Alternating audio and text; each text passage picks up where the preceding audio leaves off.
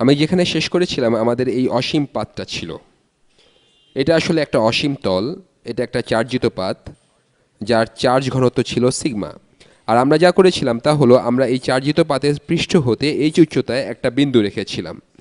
আমরা বের করতে চেয়েছিলাম যে এই বিন্দুতে তড়িৎ ক্ষেত্র কত হবে, যেটা কিনা আর ব্যাসার্ধের একটা রিংয়ের কারণে উৎপন্ন হচ্ছে। রিংটার কেন্দ্র হলো যে বিন্দুর কথা চিন্তা করেছি তার ঠিক নিচে পাতের উপরের বিন্দুটা। আমরা বের করতে চেয়েছিলাম যে এই রিংয়ের কারণে সেই বিন্দুটায় উৎপন্ন তড়িৎ ক্ষেত্র কত। আমরা সেই তড়িৎ ক্ষেত্রের মানটা বের করেছিলাম। গত ভিডিওতে আমরা প্রতিসমতার যুক্তি ব্যবহার করে শুধুমাত্র ওয়াই উপাংশ নিয়ে চিন্তা করেছিলাম, কারণ আমরা বের করেছিলাম যে যে কোনো বিন্দু থেকে সৃষ্ট তড়িৎ ক্ষেত্রের এক্স উপাংশগুলো নিষ্ক্রিয় হয়ে যায়।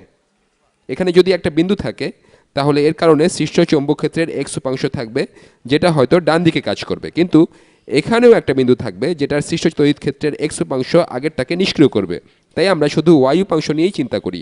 শেষ পর্যন্ত আমরা বের করেছিলাম যে তড়িৎ ক্ষেত্রের ওয়াই উপাংশ কত হবে, যেটা কিনা রিংয়ের কারণে পাতটা হতে এইচ উচ্চতায় উৎপন্ন হচ্ছে।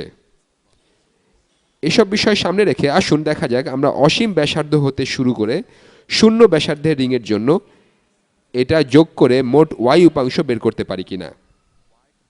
এটাই হবে আসলে মোট তড়িৎ ক্ষেত্র, কারণ আমরা বুঝতে পেরেছি যে এক্স উপাংশগুলো যে কোনোভাবেই হোক নিষ্ক্রিয় হয়ে যাবে।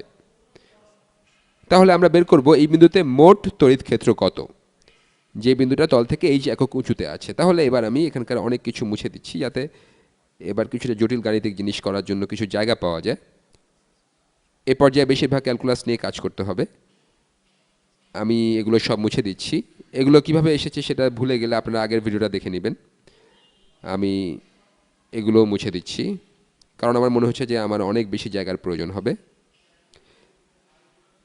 এবার শুরু করা যাক। আমি অল্প কিছু জিনিস আবার এঁকে নিই, যাতে আমরা আবার ভুলে না যাই যে আমরা এখানে কি করছি। অনেক সময় কিন্তু এরকমটা ঘটে। তাহলে এটা হলো সেই তলটা যেটা সব দিকে বিস্তৃত আছে। তলটার উপরে একটা বিন্দু আছে, আমরা যেখানকার তড়িৎ ক্ষেত্র বের করতে চাইছি। আর আমরা এই উপসংহারে এসেছি যে তড়িৎ ক্ষেত্র উপরের দিকে কাজ করবে, তাই আমরা শুধু ওয়াই উপাংশ নিয়ে চিন্তা করব। এই বিন্দুটা তলের পৃষ্ঠ হতে এইচ একক উচ্চতায় আছে, আর আমরা বের করেছি এই বিন্দুটার চারপাশে আর ব্যাসার্ধের রিংয়ের জন্য কত তড়িৎ ক্ষেত্র উৎপন্ন হবে। আর আমরা বের করেছিলাম যে এই তড়িৎ ক্ষেত্রের ওয়াই উপাংশ হবে এটা। এখন আমরা এটার ইন্টিগ্রেশন করব। তাহলে এই পাতটার কারণে সৃষ্ট মোট তড়িৎ ক্ষেত্র হবে এটার ইন্টিগ্রাল, আর এই ইন্টিগ্রালের লিমিট হবে জিরো ব্যাসার্ধ হতে ইনফিনিটি ব্যাসার্ধ পর্যন্ত। তাহলে আমরা জিরো ব্যাসার্ধের রিং থেকে শুরু করে ইনফিনিটি ব্যাসার্ধ পর্যন্ত সকল রিংয়ের সমষ্টি নিচ্ছি। যেহেতু এটা একটা অসীম তল, তাই আমরা পুরো তলটার প্রভাব বের করছি। আমরা প্রতিটা রিংয়ের সমষ্টি বের করছি, বা প্রতিটা রিংয়ের সৃষ্ট তড়িৎ ক্ষেত্রের সমষ্টি বের করছি। এটা হলো একটা রিংয়ের সৃষ্ট তড়িৎ ক্ষেত্র। আমি এটা একটা ভিন্ন রং দিয়ে লিখছি। K H 2 pi sigma r dr divided by H square plus r square to the power 3/2। এটাকে কিছুটা সিম্পলিফাই করা যাক। আমরা কনস্ট্যান্টগুলোকে বাইরে নিয়ে আসি যাতে এটাকে একটু সহজ সমীকরণ বলে মনে হয়। এটা সমান হলো ইন্টিগ্রাল 0 থেকে, আমি এটা এখনই লিখছি না, আমি 2কে এখনই বাইরে আনছি না। এর কারণ একটু পরেই বুঝবেন। আমি বাকি সব কনস্ট্যান্টগুলোকে বাইরে আনছি যেগুলোকে ইন্টিগ্রাল করতে হবে না। কে এইচ পাই সিগমা গুণ ইন্টিগ্রাল, এটার লিমিট হলো 0 থেকে ইনফিনিটি পর্যন্ত। এখানে কি বাকি থাকছে? এখানে লবে থাকছে 2r dr। আমরা এটাকে এভাবে লিখতে পারি, আসলে এখানে জায়গা কম হয়ে গেছে, এখানেই লিখছি 2r dr divided by H square plus r square to the power 3/2, অথবা আমরা এটাকে নেগেটিভ 3/2 হিসেবে লিখতে পারি। এটার ইন্টিগ্রাল কত হবে? এটা আসলে রিভার্স চেন রুল দিয়ে করা যাবে। আমি এখানে একটা প্রতিস্থাপন করতে পারি। যদি আপনি প্রতিস্থাপন করতে স্বাচ্ছন্দ্য বোধ করেন, আপনি তাহলে এই অংশে সেটা ব্যবহার করতে পারবেন। আমরা এখানে যে প্রতিস্থাপন করতে পারি তা হলো, আমি অন্য একটা রং নেই। আমরা এটা ধরে নিতে পারি যে আমরা এই অংশটা ইন্টিগ্রাল বের করার জন্য ধরে নিলাম ইউ সমান সমান H square plus r square. এখানে এইচ একটা কনস্ট্যান্ট, তাহলে ডিইউ সমান হবে, আসলে ডিইউ ডিআর সমান হবে, ডিইউ ডিআর সমান হবে 2r, অথবা বলা যায় ডিইউ সমান 2r ডিআর। এখন আমরা যদি ইন্টিগ্রাল বের করার চেষ্টা করি, তবে integral of 2r dr by H square plus r square to the power 3/2, এটাকে প্রতিস্থাপন করে এভাবে লেখা যায় 2r dr সমান হলো du, তাহলে এটা হলো du ডিভাইডেড বাই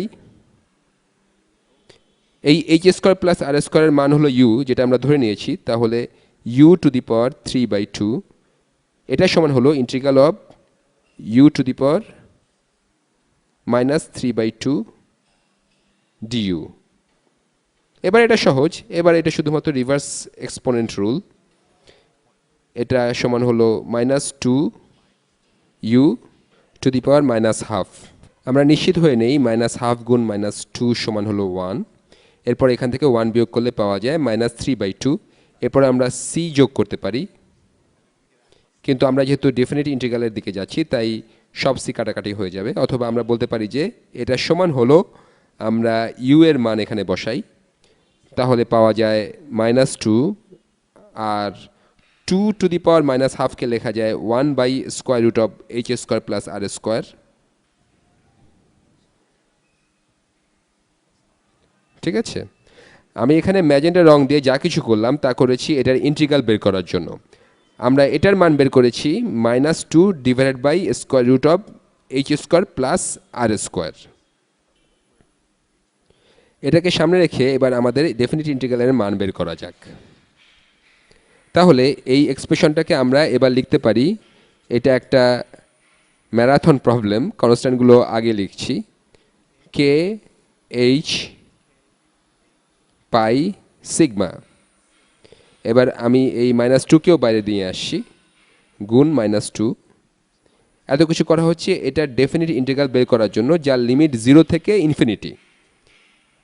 তাহলে 1/h square plus r square, এর আপার লিমিট হলো ইনফিনিটি আর লোয়ার লিমিট হলো 0। এখন এই এক্সপ্রেশনটা সমান কি হবে? যখন আমরা ইনফিনিটিতে এর মান বের করব তখন এটা হবে 1/h square plus infinity. Infinity হলো ইনফিনিটি, আর 1/∞ হলো 0। তাহলে ইনফিনিটিতে এটার মান হলো 0, -0তে এই এক্সপ্রেশনটার মান, 0তে আর স্কোয়ার সমান সমান 0 হবে। তাহলে পাওয়া যাবে 1/h স্কোয়ার। তাহলে পুরো জিনিসটা দাঁড়াচ্ছে